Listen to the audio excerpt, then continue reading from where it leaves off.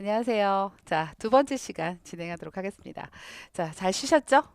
자, 그러면은, 자, 두 번째는 뭐냐면, 앞에서는 저희가 환경에 대한 부분, 그죠? 토양과 환경에 대한 부분을 공부하셨고요. 자, 이제부터는 채소 재배 여러 가지 방법들 중에서 모종을 어떻게 선택하면 좋은지, 그리고 채소 재배를 어떻게 하면 잘할 수 있는지, 이런 것들에 대해서 설명해 보도록 하겠습니다. 자, 그러면 볼게요. 자, 우선은 텃밭 농사를 한다. 라고 하면은 처음에 하는 게 뭐예요, 여러분? 땅을 먼저 그죠? 고르죠. 평평하게 만드시죠. 자, 그렇게 만들어 놓고는 어떻게 하죠? 거기다 거름을 주시죠. 퇴비라는 거름을 줘서 얘가 이제 유기물을 좀 많이 가질 수 있게끔 만들어 주세요. 자, 이렇게 하고 나면 그 다음에 이제 이랑, 고랑, 두둑 이런 걸 만드세요. 보통 두둑에다가 이제 뭔가 작물을 심기 때문에 이랑, 고랑을 다 만드시겠죠. 자, 이렇게 해놓고 그 다음에 뭐 하죠? 씨를 뿌립니다. 네, 씨를 뿌리던 모종을 심던 어쨌든 그런 작업들을 진행하면서 씨를 뿌리게 되면 소금 작업을 같이 진행을 하게 돼요. 자, 그래서 이제 좀 약간 씨앗이 이제 발화를 하게 되면 소금 작업도 진행을 하고 그러고 난 다음에는 이제 스물스물 벌레들이 자 깨어나기 시작을 하죠. 자, 그러면서 얘네들이 이제 가해를 하면 그거에 대해서 어떻게 해요, 여러분? 방제를 하게 되겠죠. 자, 그렇게 하고 나서 중간중간마다 웃거름을 통해서 작물이 잘 자랄 수 있게끔 그렇게 관리를 해주시겠죠. 자, 그리고 난 다음엔 수확을 하게 됩니다. 자, 이런 과정을 계속 거치는 것이 바로 이 농사의 패턴이라고 보시면 되겠죠. 그것은 텃밭을 하시나 농업을 진짜 진행하셔서 농작물을 키우시는 분들이나 다 똑같이 이렇게 진행을 하고 계세요. 자, 그러면 제가 이제 농사에 이제 처음이라고 한다면 먼저 어떤 작물을 이제 우선 뭐 그 토양을 다 이렇게 뭐 만들어 놓고 이런 거는 뭐 어느 정도 했다고 치고 우선은 요거죠. 작물을 우리가 어떤 걸 심을 건지 이런 것들을 먼저 농사할 때는 결정을 하시는 게 좋아요. 그래서 씨앗에 해당하는 부분이나 이런 것들을 시기적으로 고려를 해서 계획을 세우는데 보통 뭐로 나누어서 계획을 하면 좋으냐면요. 자, 한번 여기 가로 안에 들어가는 게 뭘 것 같으세요? 한번 보실까요? 자, 얘는 계절별로 봄, 여름, 가을 작물들이 따로 있어요. 그래서 그런 작물들로 계절 시기별로 계획을 해서 그렇게 해서 진행을 하시면 되겠습니다. 그리고 특히 그렇게 하다 보면 당연히 수확 시기가 다르기 때문에 1년 내내 식탁에서 맛있는 것들을 드실 수 있게 되는 거죠. 자, 그다음에 여기 보시면 이거 좀 중요해요, 여러분. 자, 우리 작물을 이제 텃밭에서 재배한다고 했을 때 면적과 그거에 해당하는 위치 결정을 하셔야 돼요. 이 작물을 어디다 심을 건지. 그래서 요게 먼저 되면서 요게 가도 되고요. 아니면 요렇게 결정을 하고 나면 면적과 위치를 결정을 하시게 되는 것도 요 순서는 바꿔도 되지만 어찌됐든 이게 좀 중요한 부분이 돼요. 왜냐하면 제가 예전에 제가 앞에 시간에 텃밭을 하나 제가 저도 이렇게 조그맣게 장만을 해서 그렇게 해서 작업을 했다고 했잖아요. 근데 농작업 했을 때 얼마나 재밌는 일이 있었냐면요. 저희가 이렇게 밭이 있었어요. 제 밭이 이렇게 있습니다. 자, 제 밭이 있었고요. 그 다음에 옆에도 밭이 있었겠죠. 이렇게 다 다닥다닥 붙어 있어요. 대부분 임대 줄 때 이렇게 주시죠. 그죠? 자, 이렇게 토지를 임대를 받아서 요만한 텃밭을 하나 이제 가꾸게 됐는데, 저희는 이제 잘 모르고 처음에 제가 해보는 거다 보니까 엽채류 위주로 갔어요. 그래서 뭔가 맨날 이렇게 상추 따먹는 재미로 하겠다 해서 엽채류만 쫙 심었거든요. 자, 근데 우리 옆에 있는 여기 그 아주머니신데 저보다 나이가 많으신 농사 경험이 풍부하신지 제 거를 항상 이렇게 눈여겨보시면서 항상 이렇게 얘기를 해주세요. 이건 어떻고 이건 어떻고. 어찌됐든 이분은 어떻게 심었냐면요. 옥수수를 요렇게 심고요. 자, 요렇게 심고요. 요렇게 심으셨어요.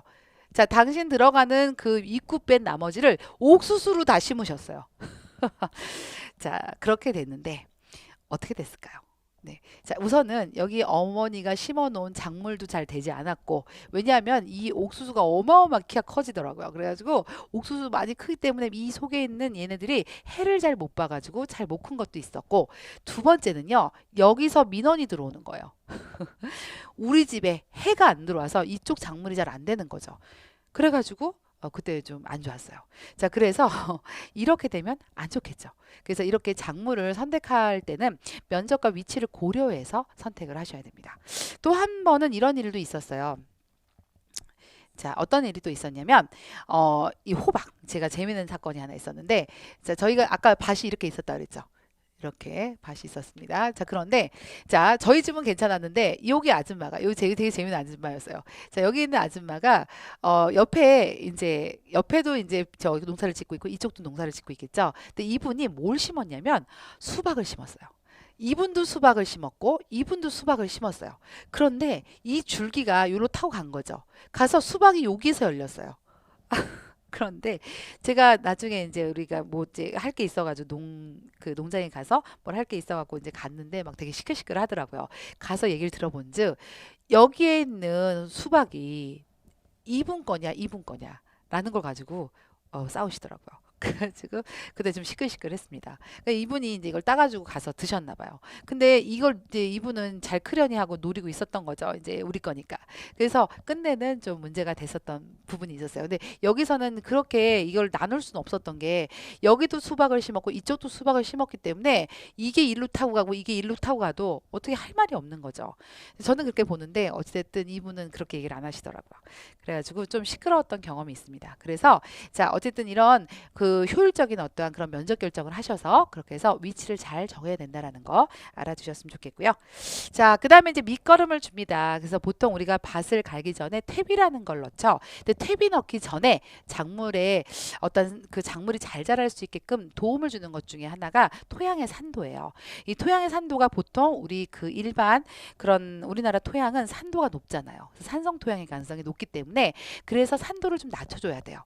그래서 알카리에 해당이 되는 석회고토, 다시 말해 석회고토를 어떻게 해야 돼요? 먼저 뿌려주고 2주 전에 보통 뿌려줍니다. 그래서 2주 전에 먼저 2주 전에 뿌려주시고요. 그리고 난 다음에 퇴비를 그 다음에 뿌려주시면 돼요. 그래서 요 석회고토로 해서 산도 조절을 하고 나서는 퇴비를 활용하시는 게 조금 더 유용하고요. 자, 그 다음에 이제 이거를 끝내시면 어떻게 해요? 밭을 갈죠? 그래서 밭을 가름으로써 어떻게 해요? 토양 속에 있는 여러 가지 위에 있던 잡초 종자들 있죠? 이런 것들이 이 땅을 한번 이렇게 갈아줌으로써 밑으로 파고들어서 어떻게 해요? 잡초를 좀 줄여주기도 하고 그리고 그 안에 있던 어떤 공기들을 위로 올려줌으로써 통기성을 좋게 해줘요. 자 그렇기 때문에 밭을 갈아주는 건 굉장히 유용합니다. 자 이렇게 해서 활용하시면 되겠어요. 그래서 밭을 만들어 주시고요. 자 그리고 나서는 이제 시기별로 텃밭에 여러 가지 작물들을 이제 선정하셔야 되는데 작물 선정을 하실 때 이게 있어요. 이 시기라는 게 있어요. 시즌이 얘네들이 작물이 잘 클 수 있는 시즌이 있거든요. 그 시즌을 잘 보시고 선택을 하시면 좋겠는데요. 저희 밭이에요. 저희 시설입니다. 자, 여기에다가 무엇을 심었을까요? 지금이 몇 월이죠? 3월 중순 다 돼가죠? 자, 무엇을 심었을까요? 네. 자, 지금쯤 심을 수 있는 거, 그죠? 완두하고, 그 다음에 감자인데, 지금 위를 덮어놨죠? 감자입니다. 감자 심고 멀칭 딱 해놓은 상태예요. 나중에 순이 올라오면 거기를 파주면 돼요. 그래서 이렇게 구멍을 뚫어주면 됩니다. 그래서 이렇게 3월 하순에서 보통 4월 상순 요럴 때 감자를 많이 이제 심게 되고요. 노지 전에 이제 저희는 이제 시설이기 때문에 훨씬 더 좀 일찍 이렇게 해서 저희 파종을 했죠. 자, 그다음에 이제 4월 중순 하순이 가장 뭐예요, 여러분? 많이 작물을 심을 때예요. 그래서 그럴 때는 보통 이제 4월 중순 같은 경우에는 시금치 아니면 여러 가지 그런 엽채류들 있죠. 그리고 파 이런 것들을 활용하시고요. 파는 이제 모종이 아니라 그 파종을 할 때 그때 이제 보통 중순에 활용을 하고요. 그다음에 이제 4월 하순 정도 됐을 때는 웬만한 걸 다 심으셔도 돼요. 그래서 쑥갓 뭐 이런 거 이제 아욱 이런 당근 뭐 잘 나와요. 그래서 이런 것들을 활용하시면 되겠습니다. 그다음에 이제 5월에 이제 파종을 하게 되는데 이때는 보통 정식이라고 해서 보통 모종을 이용해서 이제 심는 경우가 많죠. 근데 제가 항상 좀 선생님들에게 좀 강조하고 싶은 것 중에 하나가 4월에는 될 수 있으면 과채류에 해당하는 거는 심지 말아주세요라고 말씀을 드려요. 왜냐하면 은근히 실패 보시는 분이 많아요. 4월에는 그러니까 이게 그래서 저는 보통 이 과채류 같은 경우는 딱 5월 5일을 기준으로 잡아요. 그래서 5월 5일 이후에 잡아요. 5월 5일. 이후에 잡으면 웬만큼 문제가 안 생겨요. 근데 4월달 막 중순, 하순에 막 심어버리면 잘못하면 냉해가 오면은 특히나 위험한 게 바로 이 과채류들이에요. 그래서 이런 것들 조심하시고요. 나머지 옥수수, 고추 이런 것들 다 5월달에 정식을 하시면 좋겠습니다. 자, 그럼 나머지 해당하는 거 6월달은 고구마 들어가죠. 고구마는 사실 5월달에도 들어가고요. 6월달에도 가도 돼요. 그래서 이렇게 심어주시고 그 다음에 7, 8월에 해당하는 거, 그 다음에 이제 보통 8월부터는 그죠 김장에 해당하는 김장 채소를 심게 돼요. 그래서 김장 채소와 함께 또 상추 이런 엽채류도 활용하고 있습니다. 이렇게 심고 그다음에 쪽파 되게 잘 되죠. 쪽파, 뭐 김장 채소, 상추, 마늘, 양파 이런 것들 심게 되죠. 자, 그래서 이렇게 계절별로 해당하는 그 월별로 해당하는 그런 적기에 맞는 그런 텃밭 작물들이 있어요. 이런 것들을 좀 보시고 참고하시고 그리고서는 작물을 심으면 훨씬 더 여러분이 잘 심으실 수가 있겠죠. 자, 그다음에 이번에는요.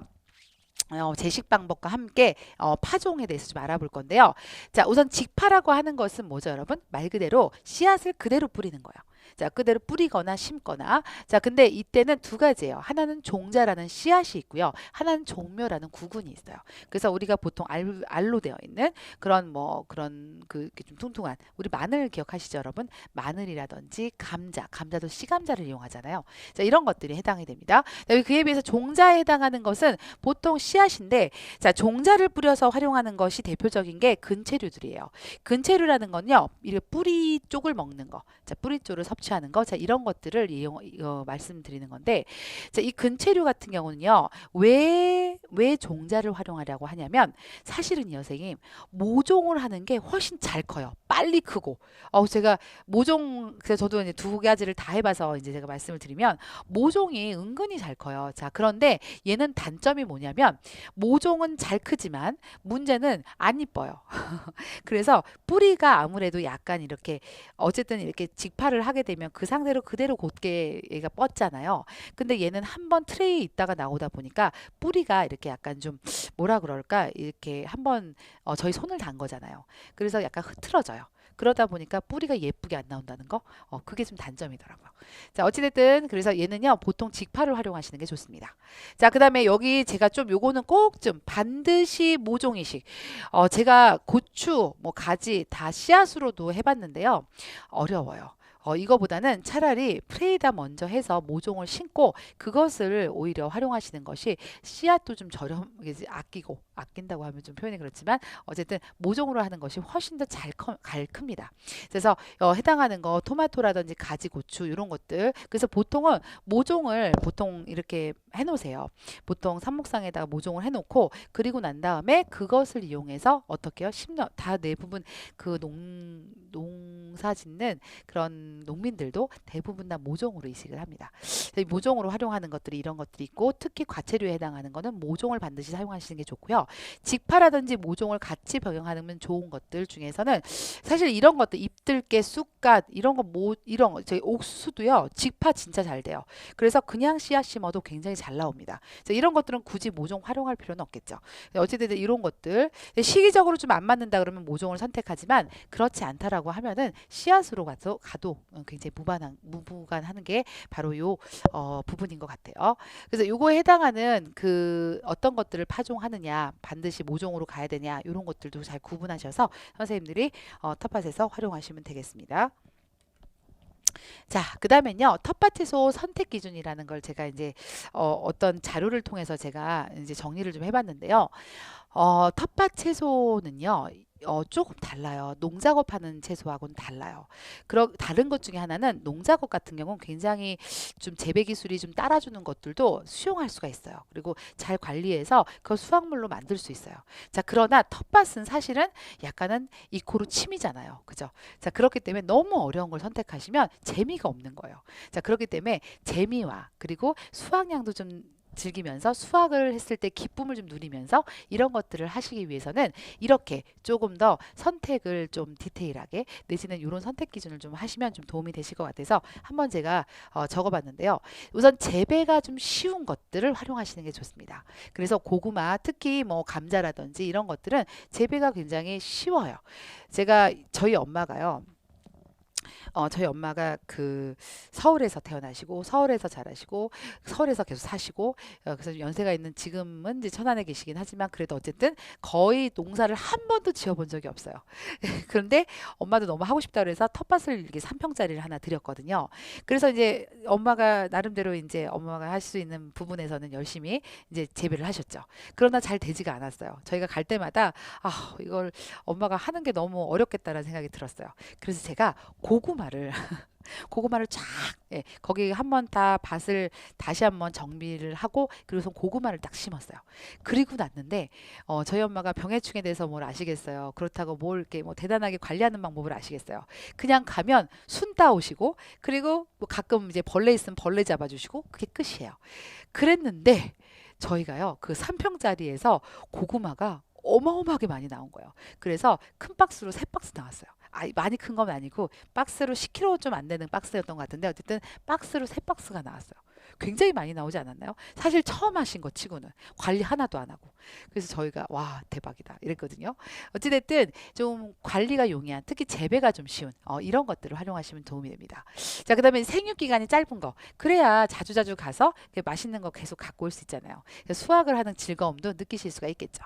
그래서 그런 것들도 같이 좀 겸해 주시고요. 그다음에 병해충의 피해가 적은 거. 그래서 여기 보시면 자 오이하고 상추 중에서 어떤 게 병해충에 더 강할까요? 병해충에 강하다기보다는 충에 좀 더 덜 피해를 받을까요? 뭘까요? 자, 오이가요. 어마무시하게 벌레가 많아요. 그래서 오이는 너무 어려워요. 작목으로 하시기에. 그래서 상추를 만약에 병해충을 좀 피한다고 하면 상추를 하시는 게 훨씬 더 낫다라는 거죠.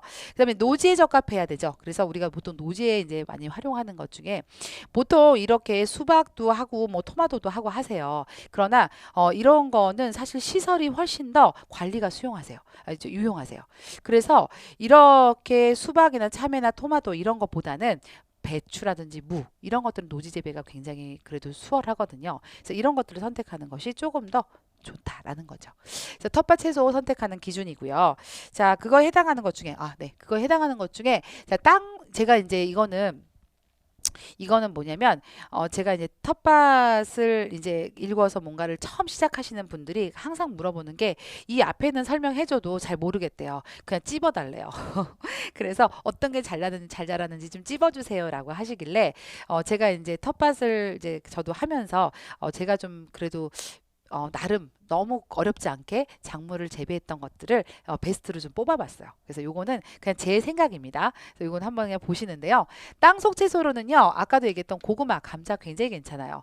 그리고 열매 채소 같은 경우는 고추, 가지 이런 것들 활용하시면 좀 도움이 되시고요. 특히 고추 되게 잘 커요. 노지에서. 가지도 뭐 주렁주렁 잘 키우시는 분 많으시는데 고추가 굉장히 잘 크더라고요. 자, 그래서 그런 것들 활용하시고요. 그다음에 잎줄기 채소 해서 다양한 엽채류들 있죠. 이런 것들은 웬만한 거 다 잘 돼요. 그래서 뭐 선생님들이 좋아하시는 상추뿐만 아니라 쪽파 진짜 잘 돼요.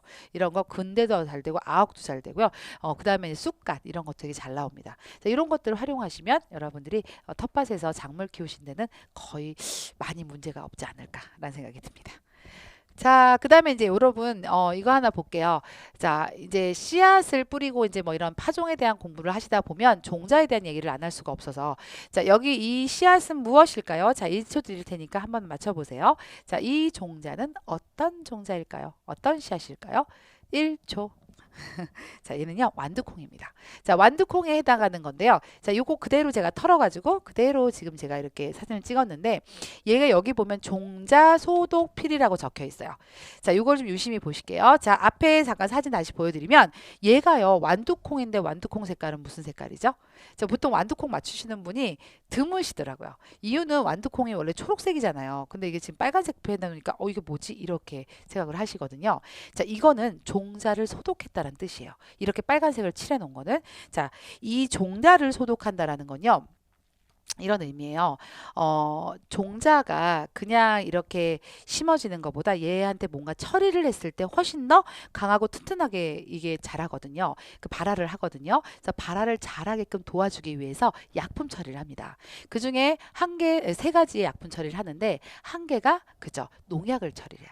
농약 처리를 하고 두 번째가 비료 처리를 해요. 영양제 처리를 하고요. 세 번째가 색깔을 입힙니다.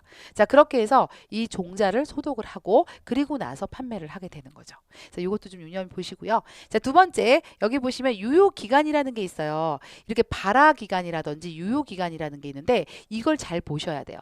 그래서 종자를 쓰시고 나면 어떻게 해요, 여러분? 종자를 그쵸? 이렇게 보관하는 경우가 있잖아요. 그럴 때 발화 기간이 2년이면 3년, 4년 될수록 발화율이 확 떨어져요.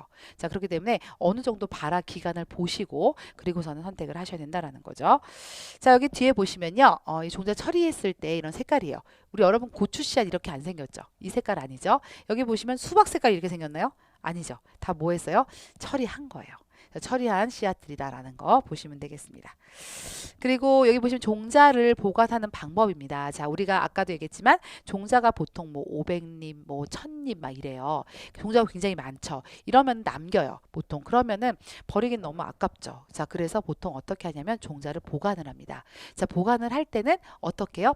보통 이제 포장을 개봉하면 종자의 수명이 굉장히 짧아져요. 그렇기 때문에 사용하고 남은 것은 보관을 하는데 냉동이 아니라 냉장 보관하시는 게 좋아요. 그래서 밀폐해서 냉장고에 이 냉동이 아니라 냉장정 쪽으로 보관을 해주시면 좋겠습니다.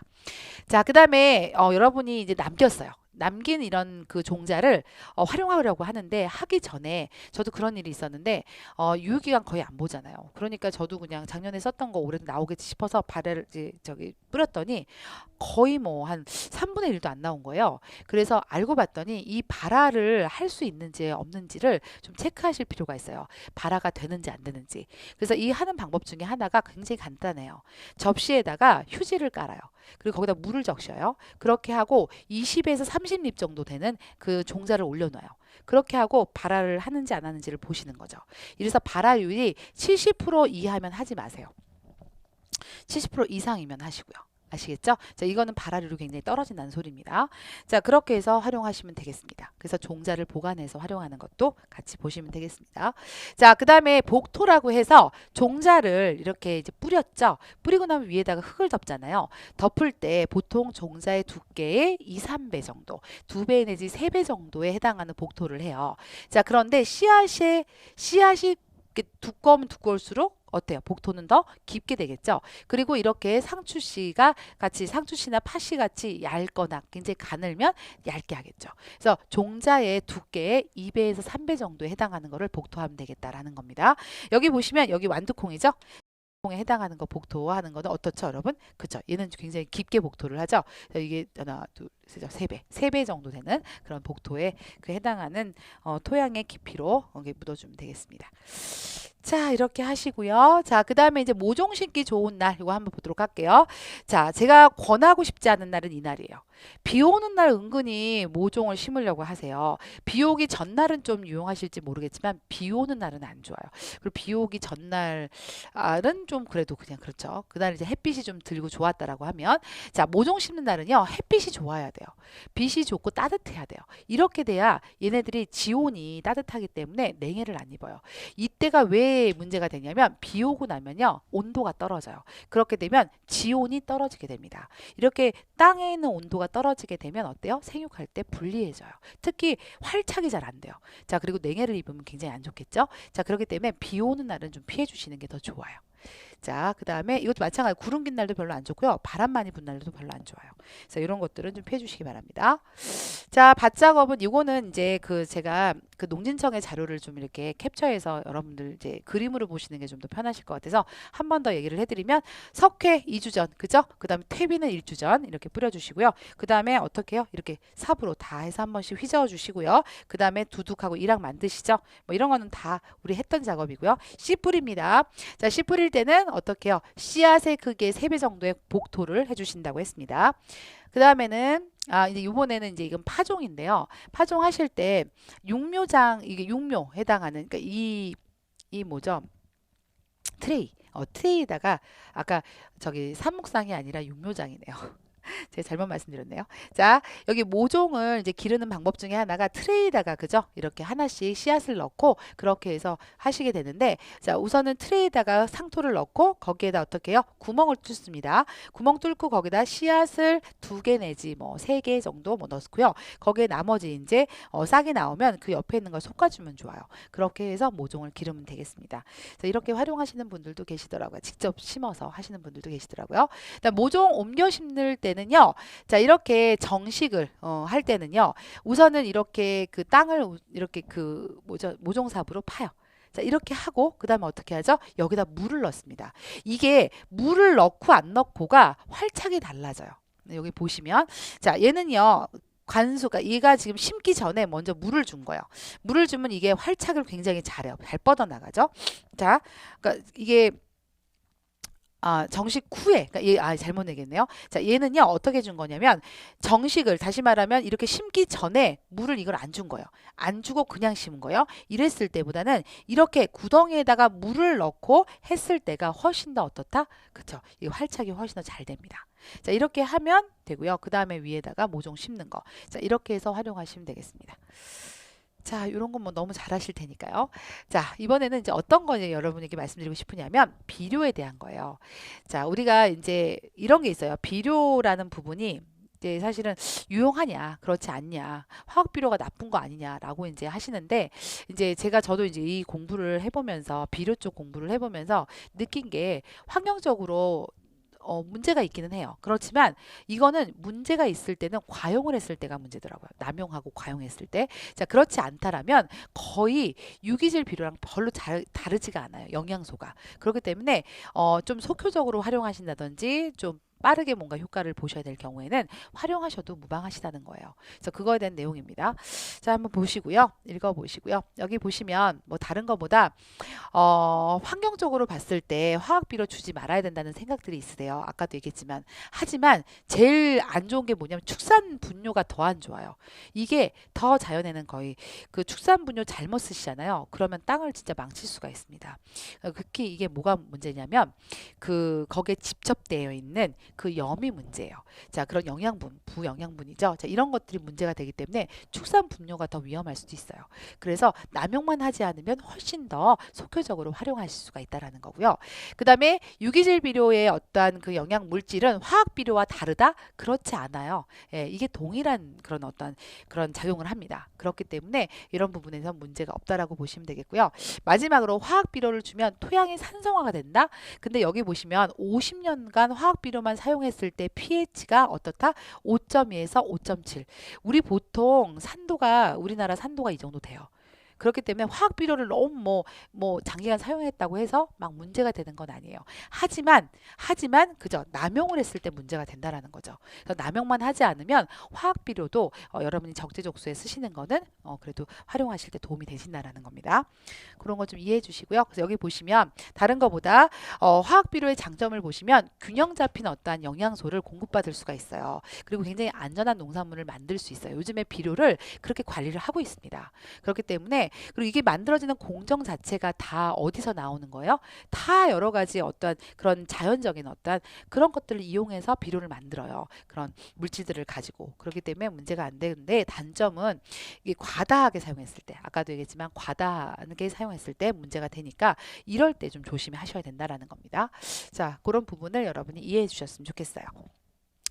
자, 그 다음에 이제 이렇게 해서 아까도 말했듯이 자, 유기질 비료에 해당하는 거 있죠? 퇴비 이런 것들은 밑거름으로 주시면서 화학 비료는 중간에 덧거름이죠. 그래서 웃거름으로 주시는 것이 조금 도움이 되시고요. 특히 화학 비료 같은 건 작물에게 필요할 때 적재적소에 넣어줄 수 있기 때문에 활용도가 더 높아요. 그래서 그런 것들로 해서 중간중간 가끔씩 해주시면 도움이 되겠습니다.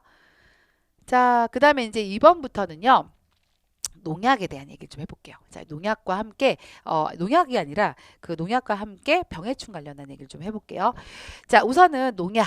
자, 농약은 이제 우리가 유기농업이라고 하는 거. 여러분이 텃밭에서 뭔가 작물을 재배하시기 때문에 유기농업을 하시는 거잖아요. 그죠? 될 수 있으면 화학적인 어떠한 화학농약을 활용하시지 않는 거잖아요. 그래서 화학농약은 사용하지 않지만 유기농업이라는 거는 이런 다양한 어떠한 유기농을 할 수 있는 여러 가지 그 천연 그 살충제 아니면 살균제 뭐 이런 것들이 좀 있어요. 천연으로 활용하는 거. 자, 이런 어떤 것들은 사용할 수 있는 거예요. 그래서 천연 농약은 사용할 수가 있는 것이 바로 이 유기농업입니다. 그리고 그거에 해당하는 천적이라든지 미생물이라든지 추출물이라든지 천연 광물질 이런 것들을 활용하는 거 이런 것들은 다 유기농업에 해당이 되는 거예요. 그래서 우리 앞에서 우리 1교시 때 자연농업이라는 거 배웠죠. 자연농업은 이런 것들을 다 사용하면 안 돼요. 그것이 자연농업이고요. 그 다음에 이렇게 유기농업 같은 경우는 이런 것들은 허용이 되지만 화학 제품을 활용하면 안 된다는 거예요. 그래서 그런 걸 이제 인지해 두시고 우리가 보통 그래도 이왕이면 유기농업으로 해서 텃밭을 활용하시고 싶으시잖아요. 그래서 그런 거에 해당하는 걸로 될 수 있으면 활용하시기 위해서는 화학적인 어떠한 그런 농약보다는 이런 것들을 활용하시는 것이 도움이 되시겠죠. 자, 그 다음에 이제 병해충 보도록 하겠습니다. 다양한 병해충에 해당하는 건데요. 자, 보면요. 자, 선생님들이 가장 이제 두려워하는 것들이 몇 가지 있어요. 충들이. 그래서 이제 저는 오늘 세 가지만, 네 가지인가요? 네 가지만 갖고 왔어요. 가장 그래도 밭에서 많이 발생하는 그런 충들을 이제 중점적으로 갖고 왔는데 이 병해충 강의만 해도요. 굉장히 오랜 시간 해야 돼요. 그래서 이제 텃밭에서 유해한 우리에게는 좀 유해한 거죠. 얘네들이 좀 피해를 주니까 자 이런 것들에 해당하는 거 총 네 가지만 소개를 하고요. 병은요 얘네들로 인해서 따라와요. 그렇기 때문에 충 관리가 중요하세요. 그래서 충을 좀 먼저 보여드리도록 하겠습니다. 병은 나중에 또 저희가 기회가 되면 또 한 번 더 강의를 하도록 하겠습니다. 자 진딧물은요 노린재예요. 노린재목에 진딧물 과에 속하는데요. 자 얘는요 어린 잎을 흡집해요. 자, 이유는 뭐냐면요. 진딧물이 그래서 어디에 가장 많이 끼냐면 신초, 가장 윗부분에 많이 껴요. 이유는 뭐냐면 얘가 달아요. 달고 달콤하기 때문에 자꾸 일로 몰리는 거예요. 자, 이렇게 몰려서 자, 얘가 흡즙을 하는데 자, 이게 있어요. 우리 해충은요. 그 잎틀이요. 가장 두 가지로 구분이 됩니다. 하나는 빨대형으로 생겨서 딱 찍어서 흡입해서 먹는 흡즙형이고요. 그 다음에 갉아먹는. 그래서 보통 우리가 얘기하는 무슨 그 애벌레들 있죠. 자, 이런 아이들이 보통 갉아먹는 특징을 갖고 있어요. 자, 이렇게 두 가지로 나누는데 얘는 어떻다? 흡즙에 해당이 돼요. 그래서 빨대같이 찍어갖고 쭉 빨아먹죠. 자, 먹을 때 얘는 어떻게 먹냐면 즙을 빨아먹은과 동시에 옮겨 다니면서 이렇게 먹게 돼요. 옮겨 다니면서 먹는데 이제 먹으면서 뭘 싸요? 얘가 감로라는 응가를 싸게 됩니다. 그 응가가 굉장히 끈적거려요. 그러다 보니까 거기에 먼지 같은 게 달라붙어요. 그래서 굉장히 외형적으로 지저분해 보여요. 그래서 식물체가 굉장히 위에 뭐가 덮여 있어서 지저분한 형태를 띈 거는 보통 이런 진딧물에 의한 피해라고 보시면 돼요. 그래서 이걸로 통해서 광합성이 잘 안 되다 보니까 얘는 어떻게 돼요? 기형으로 되거나 이게 먹으면서 쭈글쭈글해지니까 기형으로 되거나 아니면 이런 식으로 광합성이 안 되면서 작물이 잘 생장을 잘 못하는 거죠. 자, 그런 피해를 주는 것이 바로 뭐다? 진딧물이라는 거죠. 자, 진딧물 예쁜가요, 선생님? 이렇게도 생겼지만 다르게도 생겼어요. 다양한 형태를 갖고 있고요. 진딧물의 종류도 굉장히 다양합니다. 자, 얘는요, 우선은 나쁜, 아주, 유해한 그런 어떠한 걔의 어떤 기능 내지는 걔가 하는 일 중에 하나가 뭐냐면 바이러스를 옮겨요. 그래서 얘는 구침의 바이러스를 갖고 있어요. 그래서 구침에서 이렇게 찍어가면서 그러면서 옆에 바이러스를 옮기게 됩니다. 그래서 얘는 바이러스 매개충입니다. 그래서 바이러스를 옮기는 특징을 갖고 있다는 거 같이 보시고요. 얘는 고온건조한 때에 어마어마하게 발생을 해요. 그래서 여름철에 엄청 발생을 하죠. 자, 그런 특징을 갖고 있고요. 얘는 재밌는 게 얘가요. 이게 살기 좋을 때는 날개를 안 만들어요. 그러다가 살기가 좀 안 좋거나 뭔가 자기가 여기서 살아나기 어렵겠다 싶을 때는 날개를 만들어요. 그래서 유시충, 무시충이라고 하거든요. 처음에는 무시충, 날개가 없는 상태로 있다가 얘가 나중에 그 날개를 만들어서 날아갑니다. 자, 그런 특징을 갖고 있죠. 자, 그런 특징이 있는 이 진딧물은요. 왜 번식력이 뛰어나냐라면요. 자, 우선 진딧물이 번식력이 뛰어난 이유가 있어요. 우선 얘는요. 교미를 안 해요. 교미를 안 하고 몰라요. 새끼를 그냥 놔버려요. 자, 그래서 보통 우리가 말하는 단위생식, 처녀생식을 해요. 자, 그런 특징을 갖고 있으면서 얘는 새끼로 바로 낳기 때문에 얘를 산자라고 얘기를 합니다. 근데 나오는 새끼들이 죄송합니다. 자, 나오는 아이들이 다 뭐예요? 다 암컷이에요. 그래서 암컷을 가지고 암컷이 대부분이 암컷이 태어나요. 자, 그리고 세대순환이 굉장히 짧아요. 그리고 환경 적응 능력이 굉장히 뛰어난 게 바로 이 진딧물입니다. 진딧물은 추워도 잘 안 죽어요. 이 신초 속에 막 포개 있는 그 속에 들어가 있잖아요. 잘 죽지 않습니다. 자, 그 다음에 진딧물이 가해하는 특징 중에 하나는 영양분을 흡집해요, 얘는. 그죠? 그러다 보니까 흡집하면 어때요? 쪼글쪼글해지겠죠, 잎들이. 그래서 잎이 말리는 현상이 진행이 되고, 특히 감로라고 해서 응가가, 끈적끈적한 응가를 낸다고 했죠. 자, 그리고 거기에 이제 그름병에서 광합성 잘 못하게 하고, 바이러스. 그죠? 이런 것들이 있다라는 거예요. 그래서 이렇게 해당하는 이 진딧물이요, 이렇게 번식을 해요. 자, 한 마리가 있습니다. 자, 한 마리가요. 하루에 15마리를 낳아요. 자, 15마리를 낳죠. 자, 이렇게 낳았어요. 15마리라고 하시죠. 자, 이렇게 하면 얘네들이 또 15마리가 어떻게 돼요? 또 나중에 일주일 지나면 또 낳죠. 15마리씩. 어마무시하게 낳겠죠. 그러고 난 다음에 얘네들이 또 15마리 낳겠죠. 금방 4주가 되면요. 초토화가 돼요. 그 이유는 뭐냐면 이렇게 많이 그쵸. 번식을 하기 때문에 그래서 얘네들이 번식력이 굉장히 강하다고 보시면 돼요. 자, 그래서 이렇게 번식력이 강한 그런 어떤 진딧물들을 어떻게 방제하면 좋을까요? 자, 이 방제 방법은 안 나왔네요. 자, 방제하는 방법 잠깐 소개를 하면요. 자, 방제는요, 우선 진딧물 약재가 있죠. 그래서 요즘엔 천연으로 되어 있는 진딧물 약재도 많이 활용하고 있습니다. 자, 그것뿐만 아니라, 뭐, 난황류에 해당하는 거죠. 난황류에 해당하는 거는 응애라든지 아니면 이런 진딧물류는 좀 도움이 되세요.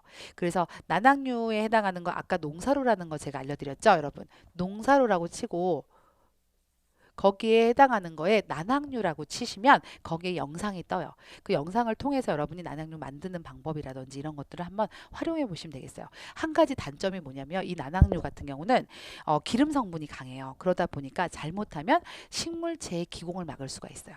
기공을 막으면 얘들이 증산작용을 못하기 때문에 식물이 시들 수가 있거든요. 그러니까 그런 것들을 좀 유의하시면서 활용을 하셔야 되겠습니다. 자, 그렇게 해서 하시고요. 자, 두 번째 응애 가도록 하겠습니다. 자, 응애라는 아이는요. 자, 얘도 마찬가지 주둥이가 그저 굳힘으로 되어 있어요. 흡집성이에요. 그래서 이렇게 찍어서. 근데 얘는요. 아까 진딧물은 쭉 빨아들이는데 조금 시간이 걸려요. 근데 얘는 이 응애는요, 입 속에, 세포 속에 엽록소를 먹고 다녀요. 그래서 어떻게 얘는 찍는 형태예요. 쿡쿡쿡쿡 찍어 다녀요. 그래서 여러분들이 나중에 응애의 피해를 보시면 뒤에 이렇게 하얀 색깔 반점들이 딱땅땅땅땅 찍혀 있는 것을 보실 수가 있는데 그게 응애의 피해예요. 그 응애는 대부분 뒷면에 있습니다. 그래서 뒷면에 존재하는 특징을 갖고 있는 게 응애이고요. 이렇게 흰 색깔 그렇게 반점을 형성하게 되죠. 자, 얘도 마찬가지로 건조하고 고온일 때 굉장히 급속도로 번지는 특징을 갖고 있습니다. 자, 그것이 응애고요. 자, 응애는요, 번식력이 너무너무 얘도 마찬가지로 진딧물만큼 번식력이 굉장히 왕성해요. 그렇기 때문에 방제가 정말 안 돼요. 그래서 완전 방제라고 하죠. 방제가 참 많이 안 되는 것 중에 하나고요. 그렇기 때문에 얘는 특히 요거 있어요. 응애는요, 아까도 앞에서 좀 설명을 안 했지만 응애 같은 경우 거미에 속해요, 여러분. 그래서 거미류에 해당이 됩니다. 자, 이런 아이들은요, 이 동일 계통에 해당하는 약재에 뭐가 해요? 저항성을 둬요.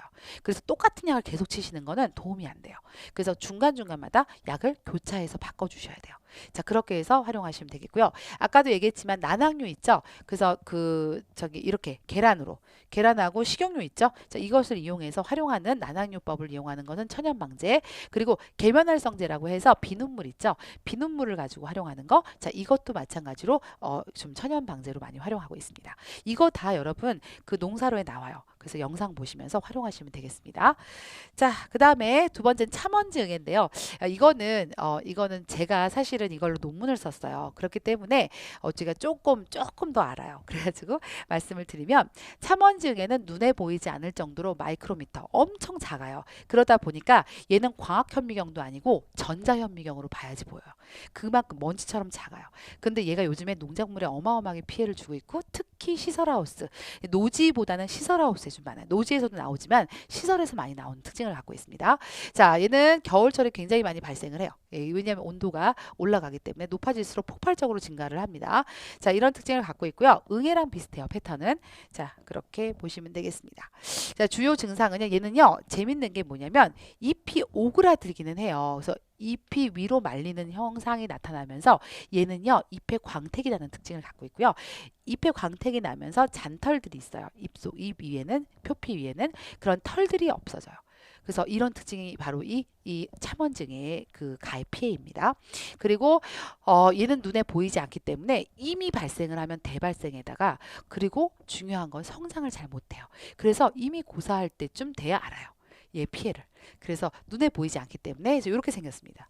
응애는 아시겠지만 거미같이 생겼죠. 자, 얘는 알입니다. 알은요 이렇게 옆육에다 박아요. 그래서 알을 박아 놓기 때문에 알이 잘 안 떨어져요. 그래서 얘는 굉장히 피해를 좀 많이 보죠.